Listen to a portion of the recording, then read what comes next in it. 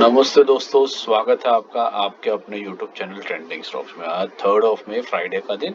आज के लिए हमने जो इंट्राडे ट्रेड्स के लिए इसको स्टॉक्स को आइडेंटिफाई किया था, चलिए उन स्टॉक्स को एक एक करके स्टडी करते हैं एजुकेशनल पर्पज से, ताकि हमें पता चल सके कि एनालिसिस किस तरीके से इसमें हुआ।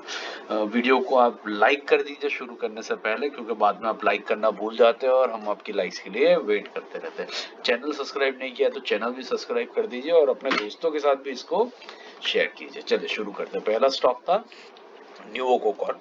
सो न्यूवोको विस्टा कॉर्प को मैं आपके लिए डेली टाइम फ्रेम पे लगा देता हूँ। वॉल्यूम हटा लेते हैं and this is daily time frame. So हमने इसको इस पर्पज से चूज किया था क्योंकि इस रेड लाइन के ऊपर ही कई बार रेजिस्टेंस एंड सपोर्ट फेस कर चुका था और आज भी इसी लेवल पर आकर के रुका था। तो देखते हैं कि आज इस स्टॉक में किस तरीके का मूवमेंट हुआ 15 मिनट्स की कैंडल के ऊपर। तो ये स्टॉक ओपन हुआ गैप अप और फिर उसके बाद इस स्टॉक ने नीचे आना शुरू किया। तो नीचे की तरफ आप देख सकते हैं बहुत बढ़िया ट्रेड आपको आज के दिन में मिला। तो नीचे हमारा था सेल बिलो 334। तो 334 कहां पर आता है देखते हैं। तो 334 आपका था कहीं इस लेवल के ऊपर। 334 इज समवेयर ओवर हियर। तो ये लेवल आपका 334 का लेवल था और यहाँ पर हमें एंट्री मिली होगी। तो इसके बाद में ये स्टॉक ने लो लगाया कितना, इसने लो लगाया है 329 का, मतलब ये कितना हो गया 5 रुपीज का। तो 1.5% का टारगेट आपको स्टॉक ने इस पर्टिकुलर मूवमेंट में यहाँ से यहाँ तक कैप्चर करके दे दिया। तो आपका 1.5% का टारगेट न्यूको में बहुत इजीली आराम से कवर हुआ होगा। तो ये था हमारा पहला स्टॉक। चलिए दूसरा स्टॉक देखते हैं, पंजाब नेशनल बैंक। तो पंजाब नेशनल बैंक का डेली टाइम फ्रेम पे चार्ट देखते हैं। तो ये हमने इस रीजन से लिया था क्योंकि ऑल टाइम हाई के पास था और फिर कंसोलिडेट कर रहा था और ब्रेकआउट भी दे दिया था और उसके बाद में इसने एक रीटेस्ट किया था। आज देखते हैं कि कैसा हुआ। लगता है लोअर साइड के ऊपर, सेलिंग साइड के ऊपर हमें टारगेट मिला होगा।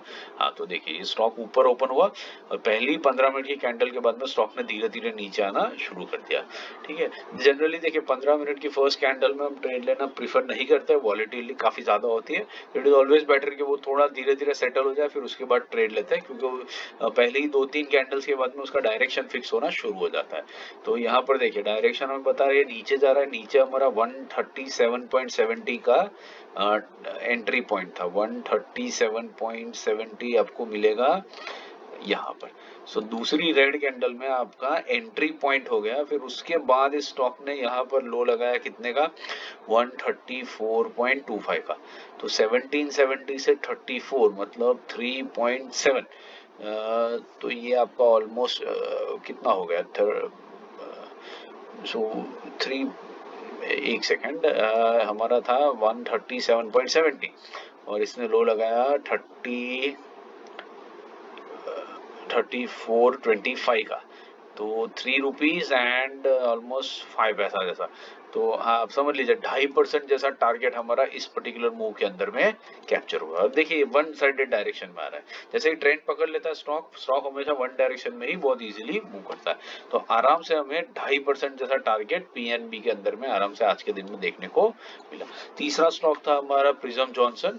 तो प्रिज्म जॉनसन में डेली टाइम फ्रेम पे देखते हैं किस तरीके का मूवमेंट हुआ है। इस रीजन से हमने इसको सिलेक्ट किया था क्योंकि इस लेवल पर ये बार बार सपोर्ट ले रहा था। आज इस लेवल के दोनों तरफ इसने एक रिजेक्शन दिया है और बट बेसिकली नीचे की तरफ गया है। तो देखते हैं डेली टाइम फ्रेम पर हमें इसमें एंट्री एग्जिट कैसे मिली। तो फर्स्ट 15 मिनट्स की कैंडल में अगर आपने एंट्री करने का सोचा होता तो 6330 का हमारा एंट्री पॉइंट था। तो आपको वो देखिए कहाँ मिलता, 6330 आपको मिलता कुछ इस लेवल के आसपास में। ठीक है, और 6330 यहाँ से लेकर के आपका ये हाई इसने लगाया 165 का। तो 6630 मतलब ऑलमोस्ट 1% आपको यहीं पर पहली 15 मिनट की कैंडल में ही कैप्चर करने को यहाँ तक में मिल गया। ठीक है, सो 15% का टारगेट आपका यहाँ पर अचीव हो गया।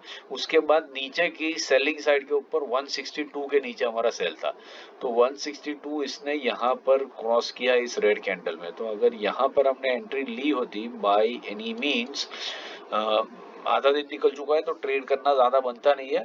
तो हमारा लो लगता है इस पर्टिकुलर कैंडल में, अगर हम देखें तो इस कैंडल में लो लगता है हमारा 160.35 का और हमने एंट्री की 162 के नीचे। तो यहाँ पर भी हमारा 1% का टारगेट इसी कैंडल तक में ये वाली कैंडल के लो तक में ही हमारा अचीव हो सकता था। ये काफी लो गया है, लेकिन लास्ट मिनट में आप इंट्राडे कर नहीं पाएंगे लास्ट 15 मिनट के कैंडल्स में, तो यहीं पर हमें एग्जिट लेनी पड़ती है और यहाँ पर हमारा आराम से 1% का टारगेट मीट हो गया। तो तीन स्टॉक्स में हमारे आज के दिन में टारगेट्स अच्छे से मीट हुए। आशा करता हूँ आपको समझ में आ रहा है कि हम किस तरीके से स्टॉक सिलेक्ट कर रहे हैं, किस तरीके से एंट्री एग्जिट प्लान कर रहे हैं। आशा कर रहा हूँ आप सीख रहे हैं इससे। सीख रहे हो तो लाइक शेयर और सब्सक्राइब जरूर से कर दीजिएगा, हमें भी मोटिवेशन दीजिए ताकि हम ऐसा कंटेंट और आपके लिए बना सके। चलिए, have good night and have a great weekend tomorrow.